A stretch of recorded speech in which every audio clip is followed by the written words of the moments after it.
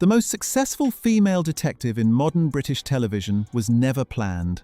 She wandered uninvited into a funeral scene. Her creator was writing, took over the book, and refused to leave. And the Oscar-nominated actress who wore that battered hat for 14 years was born with a name so gloriously unglamorous that Vera Stanhope herself would have approved. Brenda Blethyn. Now easy does it. You know me. Fact 1. Vera was invented by accident. Ann Cleeves has told the story many times, and it has never stopped sounding improbable. In 1999, she was writing a crime novel called The Crow Trap, built around 3 women carrying out an environmental survey in the North Pennines. The detective was not meant to be the point of the book. Then Cleeves reached a funeral scene, and a large, untidy woman walked into it, uninvited, looking more like a bag lady than a police officer. That woman was Vera Stanhope. Cleeves had not planned her, had made no notes about her, and has said she had no idea where she came from. Vera arrived fully formed, barging into the funeral and taking over the novel the way she would later take over every room she entered on television. She was supposed to be a one-off. Instead, Cleeves kept returning to her slowly. Only 4 Vera novels existed when ITV came calling more than a decade later. The character who would anchor one of Britain's longest-running detective dramas began as an accident inside a single scene. The novel itself gave no hint of what was coming. Vera does not even appear until deep into The Crow Trap, and the book was never marketed as the start of a detective series. Cleeves has compared the experience to being ambushed by her own imagination, a character demanding to be written, arriving with a voice, a shape, and a history the author then had to spend years catching up with. What makes it stranger is what Vera was written against. Cleeves wanted the opposite of the glamorous female detectives who dominated crime fiction. A woman who was middle-aged, overweight, badly dressed, and quietly brilliant. Nobody in publishing was asking for that heroine in 1999, which turned out to be exactly why she worked. It's not my job to make people happy, Pet. Fact 2. Her creator was nearly invisible. The success of Vera looks inevitable in hindsight. For Ann Cleeves, nothing about it was. She published her first crime novel in 1986 and then spent 20 years as what publishing politely calls a mid-list author, reliably published, barely promoted, and read by a loyal but small audience. Money was never certain. Cleeves worked as a probation officer, in libraries, and most improbably as an assistant cook at the Bird Observatory on Fair Isle, one of the most remote inhabited islands in Britain. By her own account, she could barely cook. She took the job anyway, and it was there that she met her husband, a visiting ornithologist. The bird-watching world she absorbed through him would later seep into the Vera novels in ways readers never suspected. The turning point came in 2006, when her novel Raven Black won the Duncan Laurie Dagger, at the time the richest crime-writing prize in the world, worth £20,000. After 2 decades of being nearly invisible, she suddenly had a career. There was one more quiet advantage nobody could have engineered. Cleeves has lived in the northeast of England for decades. The world of Vera is not research but home ground. The pubs, the coastline, the small towns and the way people talk to each other were all written from the inside, which is a large part of why the books, and later the series, never felt like an outsider's postcard of the region. Then, television arrived, twice. Vera launched on ITV in 2011. Shetland followed on the BBC in 2013. A writer who had spent 20 years on the edge of being dropped ended up with 2 flagship crime dramas on rival channels at the same time, an arrangement almost no British novelist has ever managed. Someone knocked him off the wall and onto the beach. A man is murdered while missing a family event. Fact 3. Brenda Blethyn from Ramsgate. Vera Stanhope is played by a 2-time Academy Award nominee, and her real story is as unlikely as anything Ann Cleeves invented. Brenda Blethyn was born Brenda Ann Blethyn in Ramsgate, Kent, in 1946, the youngest of 9 children in a working-class family. She has spoken about the name with affection ever since. Blethyn is not a surname anyone would choose for the stage, but it was hers. Acting arrived late. She spent years in ordinary office work, including a spell as a secretary with British Rail, and found her way to performing through amateur dramatics before training properly and eventually joining the National Theatre. By the time Vera existed, Blethyn was one of the most decorated actresses in Britain. Secrets and Lies, in 1996, brought her the Best Actress Award at Cannes, a Golden Globe, and an Academy Award nomination. Little Voice, in 1998, brought a second Oscar nomination. She was appointed OBE in 2003. Most actors reach their widest audience in their 30s. Blethyn reached hers in her 70s, a two-time Oscar nominee who became a household name in millions of living rooms, not through Hollywood, but through a woman in a battered hat solving murders on the Northumberland coast. Late fame suited her. She has always seemed quietly amused by it.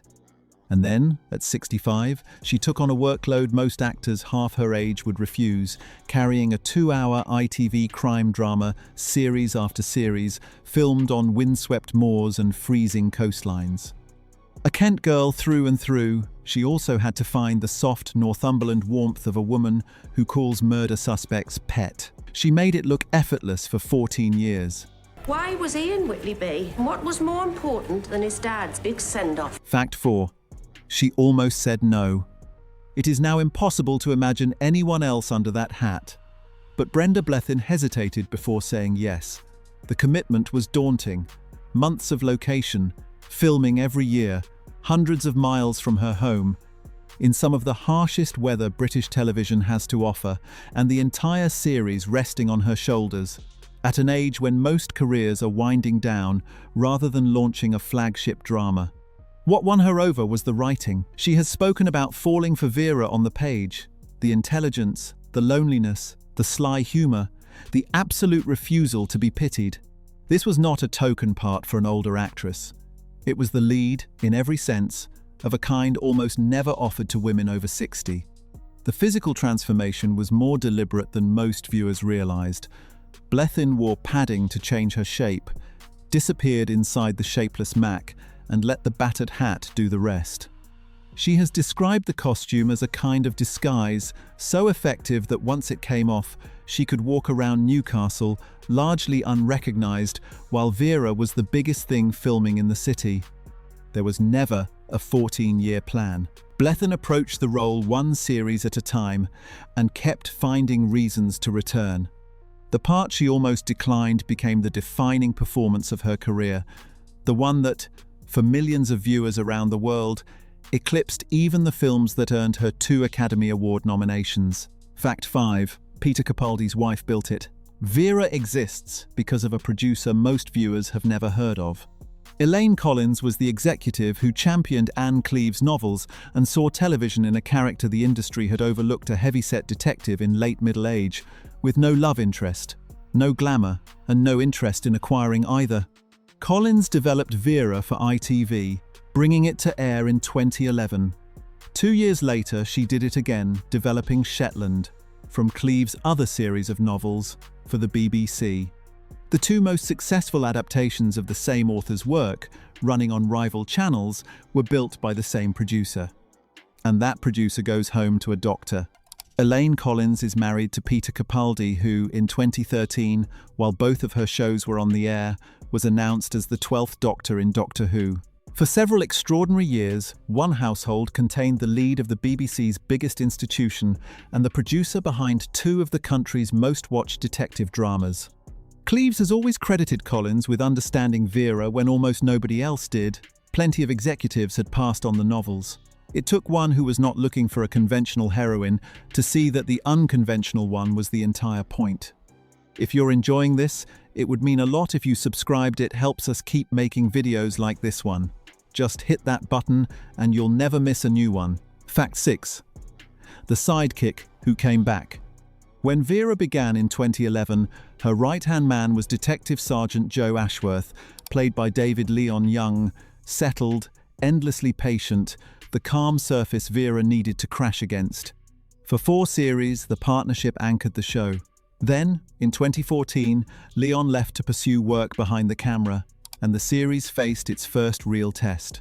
The replacement arrived in the shape of Kenny Doughty as DS Aidan Healy, a different energy entirely, and a partnership that had to be built from scratch in front of a devoted audience. Doughty stayed for 8 series, becoming the longest-serving partner Vera ever had. When he announced his departure in 2023, the production faced the same problem a second time. The solution was one that television almost never attempts. They went back. David Leon returned as Joe Ashworth in Series 13 nearly a decade after walking away, slipping back into the role as though he had merely been away on a long secondment. Through all the changes at her right hand, the wider team gave the show its continuity. Faces like John Morrison's DC Kenny Lockhart were there from the early days and stayed for years, the quiet, supporting ensemble that let the series absorb 2 major departures without ever losing its shape. The return did something quietly perfect for the show's ending. When Vera finished, she finished alongside the partner she had started with. The circle closed exactly where it had opened, and long-time viewers who remembered Joe from the very first case understood precisely what that meant. Fact 7. Her father was a criminal. Vera Stanhope lives alone in an isolated cottage in the hills, and the reason is a family secret, darker than most of her cases. Her father, Hector, was a criminal. Not a murderer or a burglar, but an illegal collector and trader of rare birds' eggs. A genuine and surprisingly ruthless criminal underworld that Ann Cleeves knew about firsthand from her decades in birdwatching circles.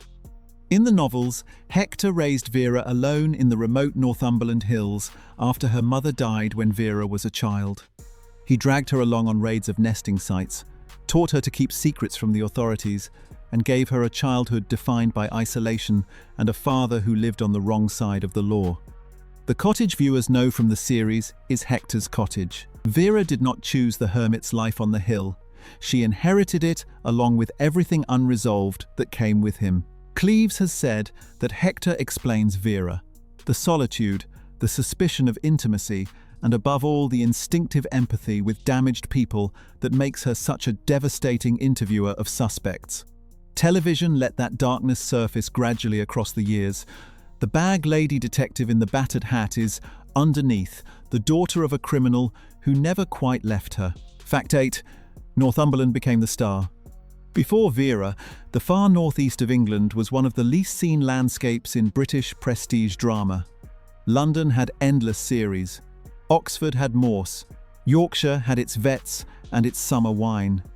The wild country between Newcastle and the Scottish border had almost nothing until Vera turned it into a 14-year advertisement. The series filmed across the region. Newcastle terraces and quaysides, the vast Northumberland beaches, moorland, harbours, and those enormous empty skies. The landscape was never treated as a backdrop. Directors framed it as a character beautiful, indifferent, and slightly menacing, exactly like the cases. The weather was another matter. Cast and crew have described filming in conditions that would shut down softer productions, horizontal rain and freezing winds coming straight off the North Sea, with Brenda Blethyn standing on cliff tops in that Mac, take after take. International audiences fell for the scenery as hard as the mysteries. The series was sold around the world and became a genuine phenomenon, in Australia in particular, where devoted viewers followed every case, many of them seeing the northeast of England for the first time through Vera's windscreen. The effect on the region was real. Vera Country became a genuine tourist draw, with devoted viewers, many travelling from Australia, Canada, and the United States, where the show found a passionate audience coming specifically to stand on the beaches and moors they knew from the series. A drama about murder became one of the best things ever to happen to Northumberland's image. Fact 9. The books changed after Brenda. Readers who discover Ann Cleeves' novels through the television series sometimes get a shock. The Vera on the page is harder than the one on screen. Book Vera is pricklier, less patient, and far less kind. She was written as a difficult woman, and the early novels never apologize for her. Brenda Blethyn added the warmth. The pet, the twinkle, the flashes of gentleness with the frightened and the vulnerable, those grew out of her performance rather than the source material. It softened the character without blunting her, and it is a large part of why audiences did not just admire Vera, but loved her. Cleeves did not object. Quite the opposite, she has described how Blethyn's performance now inhabits her writing, and that when she works on new Vera novels, she hears Blethyn's voice delivering the lines. The adaptation flowed backwards into the source, the same way John Thor's Jaguar once rewrote Colin Dexter's novels. And the novels kept coming, while the series ran The Darkest Evening in 2020, The Rising Tide in 2022, The Dark Wives in 2024. By the end, the character existed as a genuine collaboration between an author who invented her by accident and an actress who understood her completely. Fact 10. She decided when it ended. Long-running detective dramas rarely get to choose their own ending. They are cancelled, or they fade, or they carry on past the point anyone can remember why. Vera did something rarer. In 2024, Brenda Blethyn announced that the 14th series would be the last, and the decision was hers.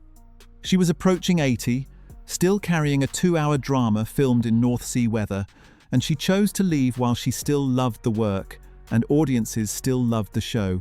The final episodes aired in January 2025, watched by millions, and greeted less like a cancellation than a state farewell. The numbers by then were remarkable. 14 years on air, a year longer than Inspector Morse managed. More than 50 feature-length films. A detective who began in a novel almost nobody read, broadcast to devoted audiences around the world, with the same actress under the hat for every single case. Blethyn made no secret of how emotional the final days of filming were, saying goodbye to a character she had lived inside for a quarter of her life. The battered hat and the ancient Land Rover had become two of the most recognizable props on British television, and leaving them behind meant leaving a version of herself. And the ending traced all the way back to that funeral scene in 1999, the untidy woman nobody invited, who walked into a book that was not about her and simply never left.